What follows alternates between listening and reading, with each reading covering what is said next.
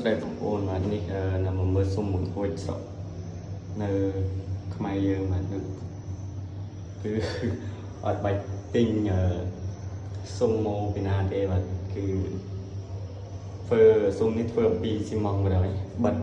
ធ្វើជាសុំទ្វារបណ្ដោយអត់បាក់ខាត់លុយទេដល់ពេលអញ្ចឹងប៉ុន្តែតែវាអត់សូវរឹងមាំទេស្រុកខ្ញុំអញ្ចឹងហ្នឹងសំចៃនេះមើលបាទ